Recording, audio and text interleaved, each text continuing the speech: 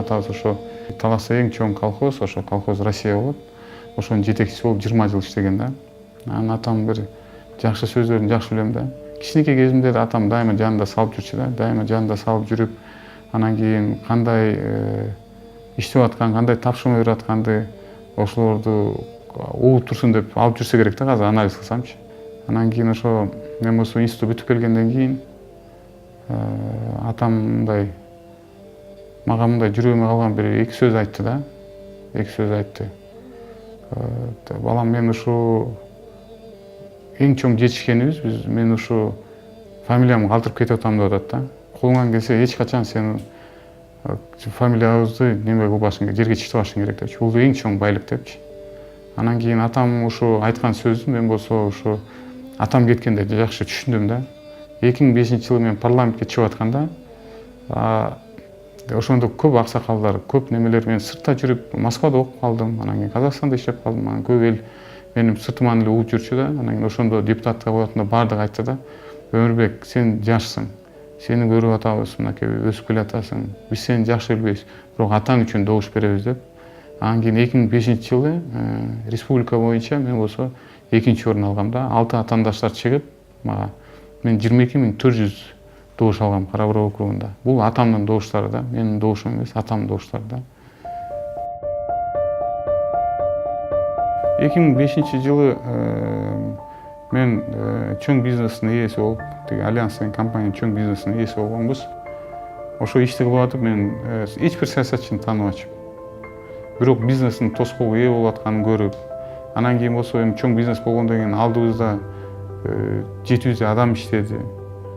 Аны көрүп, анан кийин болсо жанагы мамлекетти да мындай анализ кыла баштадым да, мамлекеттин баратканын. Себеп дегенде ар бир чиновникке барасың, жанагы жерди алганга, заправка алганга барасың. Ар бири өзүнүн немесин, укугун аткарбай пара сурайт, же болбосо кимден келдиң деп сурайт. Же болбосо алдыңа бир министрдин баласы келсе, ошого берип коет. Ошонун баары мага бир чечимге алып келди да.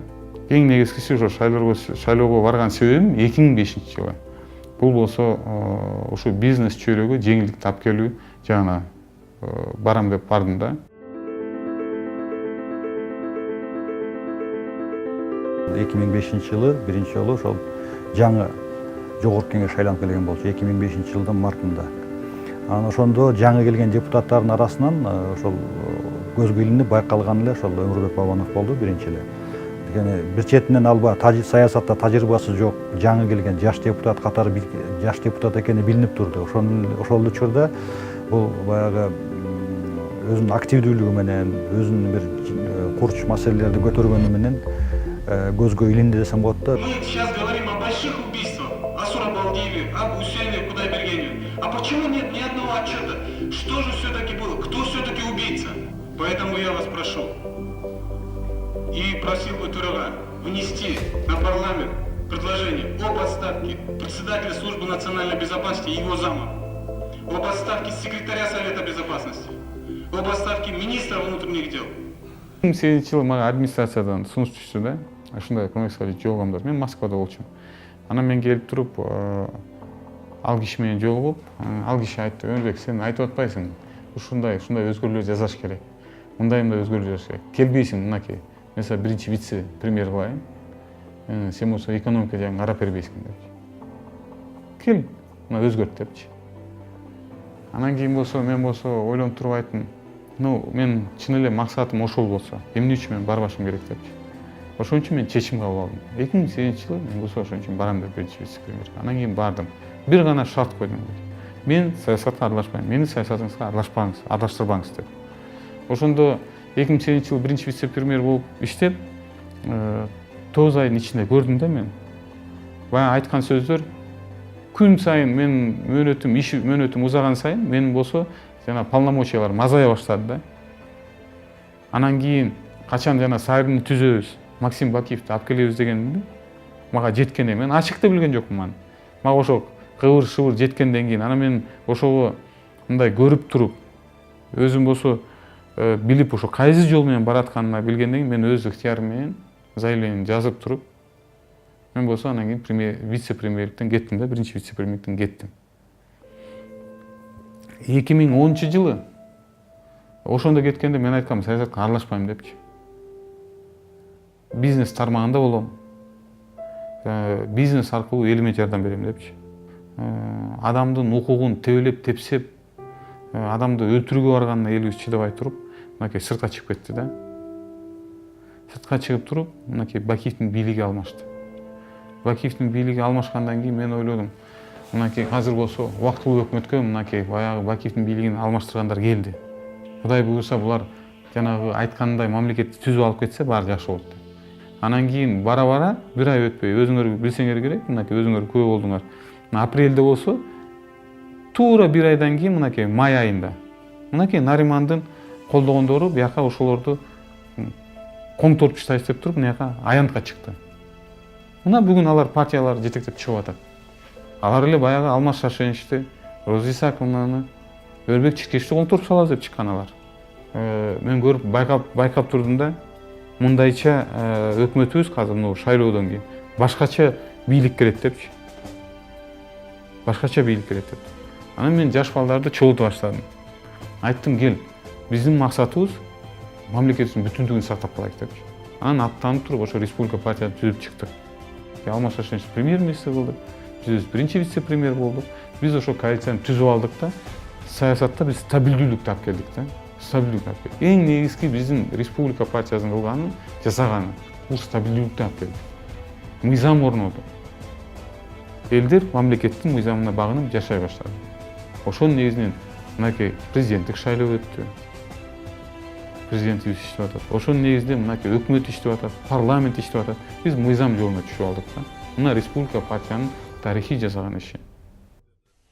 Өкмөттүн курамы өзүнүн ишине толук кандуу киришти. Бүгүн министрлер кабинетинин мүчөлөрү элдин, президенттин жана жогорку кеңештин алдында салтанаттуу ант беришти. Мен Өмүрбек Токтогулович Бабанов Кыргыз Республикасынын премьер-министринин кызматына киришип жатып, өз элимдин, президенттин жана жогорку кеңештин алдында Кыргыз Республикасынын конституциясын жана анын мыйзамдарын ыйык сактоого, премьер-министринин милдетин ак ниет жана талыкпай аткарууга ант беремин.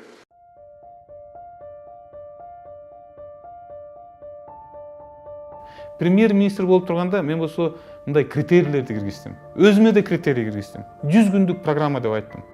Ушул максаттарга жетем деп койсоң, ошондо жасаган ишиң үлүштүү болот. Албетте Өмүрбек Токтогулович өзүнө мындай кыска мөөнөттө өзүнө тапшырмаларды койгон. Ошонун жетишкендиги үчүн өзүнөн жана министрлерден, анан өзүнүн колунда иштеген кызматкерлерден аябай чоң талап сурачу да. Новый механизм надо вводить. Выполняйте план. У вас будут коллеги, увольняйте, кто не выполняет. Эртеси күнү кайра чогулабыз да. Чогулганда анан жанагы тапшырма болсо кече берген, ал баракчасына кирген. Анан карап атып айтчу, так бул маселе эмне болуп атат, кече тапшырма бербедим десе айтчу да, кече эле баштадык беле десе, бир жума бербедиңиз беле, бир жума жок сага. Давай 3 күндө бүтүр деп ошентип айтчу да. Сиздерди биздин атайын жаңы түзүлгөн экономический служба текшерген. 1 сааттын ичиндеги выручка силер көрсөтүп аткан 1 күндүк выручканын 50%-ын түзгөн. Вот уровень коррупции. Сен өзүңө чектелген убакытта ушул максаттарга жетем деп койсоң, ошондо жасаган ишиң үлүштүү болот. Максималдуу түрдө акимдерге мен программа кылдым. Инвестиция алып келишиңер керек деп туруп. Жанагы мамлекеттик ишканаларга биз бизнес план жаздырдык. Реформаларды биз жаздык. Айттык, 44 мамлекет менен жокко чыгарабыз, биз аны жокко чыгардык. Биз болсо айттык, датка кемин курушубуз керекпи деп туруп. Датка кемин электр линиясын биз баштаганбыз. Мына Кудай буйруса мына бүтүп атат. Бүтүп атат. Биз толук кандуу Кудай буйруса быйыл энергетикалык коопсуздукка ээ болобуз. Биз салыкты 6 миллиард сомго көбөйттүрүк 9 айда. 6 миллиард сомго. Мындайча айтканда, бир 150 миллион долларга салык көбөйттүр. Бул чоң цифра да бул. Эми Бабанов премьер-министр болгондон кийин эмне өзгөрүүлөр, эмне алдыга жылыштар, кандай алга жылуулар болгонун аны биринчиден ошол эле техосмотрдо. Совхоза киргенден баштап, я чейин целый Процедура какая-то непонятная, вообще ничего не. Чынында анын пайдасы жок, бирок ошол эле баягы техникалык текшерүү өткөргөн кызматкерлер үчүн бул коррупциянын булагы болчу. Аны ал билген, баарыбыз эле билгенбиз, бирок Бабановдо мындай эрк көбүрөөк болуп ошол системаны жойду. Дагы бир нерсе бул дыйкан фермерлерге арзан кредиттер, насыяларды берүү. Буга чейин андан кийин дагы анчалык арзан 7-9%дык насыялар болгон жок Кыргызстанда дыйкандар үчүн. Кыргыз мамлекетинин тарыхында биринчи жолу 6775 дыйканга тилекке каршы, бунун саны да аз да себептен эмес, 9 ай эле иштедим. 7% мына кредит алды. 7%дан алды кредит. Эмнеге Бабановдун реформалары көпчүлүктүн эсинде калып атат да? Мындай азырга чейин карапайым эл ошол айдоочулар эстейт. Анткени ал ошол реформаларга мындай бийликте отурган адам эмес, бийликтен тышкары мындай. Негизи эле бул кандай десем, Өмүрбек Бабановду премьер-министр катары сүрөттөсө, бул мындай эл буну чиновник, элитанын адамы деп ойлогон эмес, мындай кабыл албайт да. Ал мындай элди аралап, эл менен мындай жогору жактан эмес, мындай тең сүйлөгөнгө аракет кылган адам катары, мен журналист катары ошону бааладым да. Мен эсимде калган бир окуя болду. Казарманда барсак суу каптап кеттир. Биз дагы оюбузга келсе болмок экен, биз дагы ойлонбой эле барып турбуз. Эми бир эл менен жолугуп, бир акиматтын ичинде жолугуш өткөрөт экенде деп туфли чейин барганбыз. Баргандан кийин эле Бабанов машинасынын артынан резина өтүгүн кийип эле анан ылайды кечип басып кетти. Премьерликте иштеген адамдар бул чоң жоопкерчилик да. Түнү менен уктабайсың да. Түндө жаныңда телефон турат да. Телефон чыңгыраганда эле ойлойсуң да, дагы бир жерде эмне болуп кетти депчи. Ошол ойлойм, ошол 8 ай жөнөкөй адамдар менен аябай тыгыз иштеген бир мезгил болду. Мен үчүн бул аябай баалуу мезгил деп ойлойм да.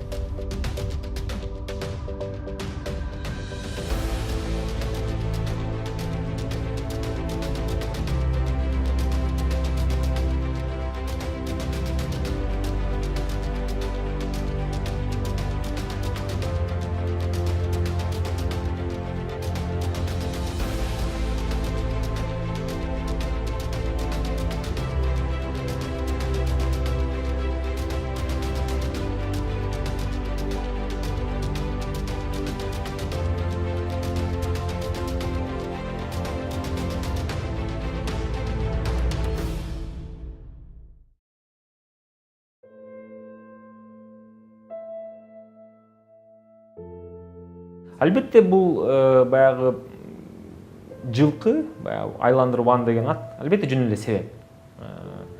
Өкмөт кетүүнүн албетте себептери, чындыгы себептери башкача, бул баары түшүнөт. Мисалы, мынакей премьер-министрден кетүү маселеси көтөрүлбөдү. Кетүү маселеси көтөрүлгөндө мага бир топ келди саясатчыларчы. Өрбек Тутович, мындай кадамдарды кылсаңыз, жанагы мисалы барып туруп парламентке недоверие маселесин койсоңуз, парламент сизге эч качан бербейт недоверие депчи. Ошондо сиз 6 айга калып каласыз депчи. Мен айттым, жок, мен андай кадамга барбайм депчи. Себеп дегенде премьер-министр парламент менен бекем тыгыз иштеш керек. А парламентте түшүнүктүү таппасаң, ал жөн эле премьер болуп отура бериштин эч кереги жок да. Ошентип мен заявление жазып кеттим. Эскертип кетким келет. Таяна турган, ишене турган бул биздин элибиз. Эл өзүнүн баасын берет. Ким иштейт, ким иштебейт, аны убакыт көрсөтөт. Биздин бүгүнкү күндө айыл өкмөттөрү өзүнүн жерлеринин ээси. Демек, ошол салыктын баары айыл өкмөттүнүн өзүндө болуш керек да. Коррупция менен күрөшүү башталды. Мына ушул аягына чыкса, оңолот биздин эл. Жакшы могу дыйкан чарбаларга жардам берип атат, чындыкты айтыш керек. Удобрение берип атат, 5% кредит берип атат. Пенсияларды көбөйттү. Бир эмес 2 жолу көбөйттү.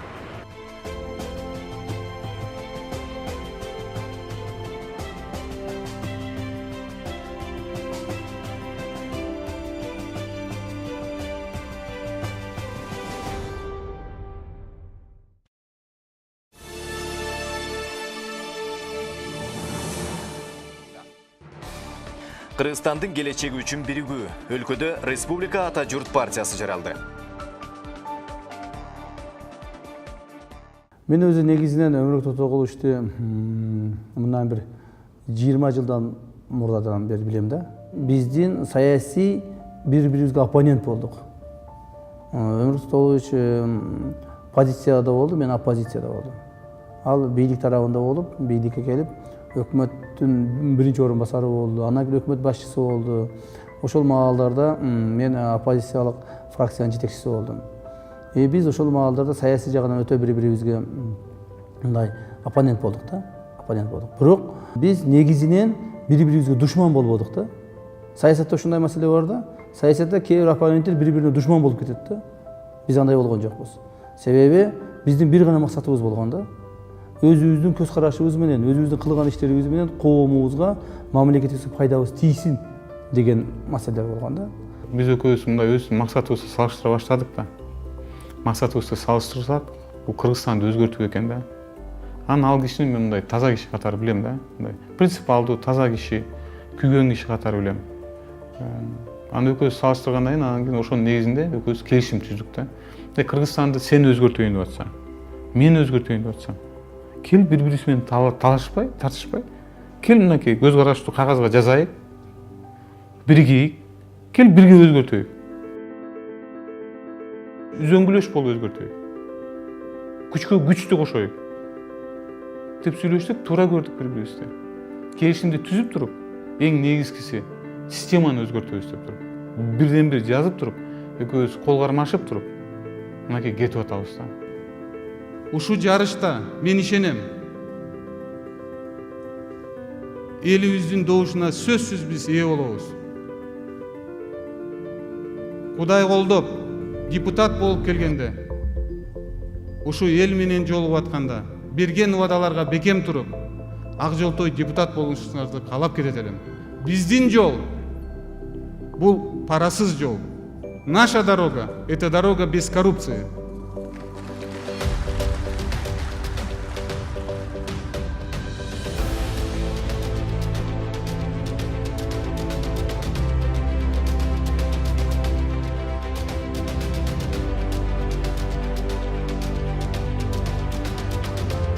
Мен үчүн бактылуу болуш.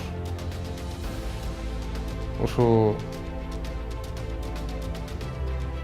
бактыга, мындай чоң бакытка жетиш, мен ойлойт элем, Кыргызстанымды өзгөртсөм, бул мен үчүн чоң бакыт да. Чоң бакыт. Мени колдогон жан жолдошум бар. Мени колдогон мынакей тилектеш досторум бар. Партиялаштарым бар. Колуман келсе, Кыргызстаныбызды өзгөртүп койсом, мен ойлойм ошо чоң бакыт болот да. Бактылуу кыргызстандыктар, мен ойлойм, ар бир жарандын укугу тең болсо, президент менен реалдуу тең болсо, сотко барабы, же болбосо тиги чиновникке кайрылабы уруксатка. Президенттин үй бүлөсү менен, президенттин балдары менен, жөнөкөй жарандын балдары тең болсо, мен ойлойм ошо чоң бакыт деп. Мамлекеттин чоң бакыты, ар бир жарандын чоң бакыты деп.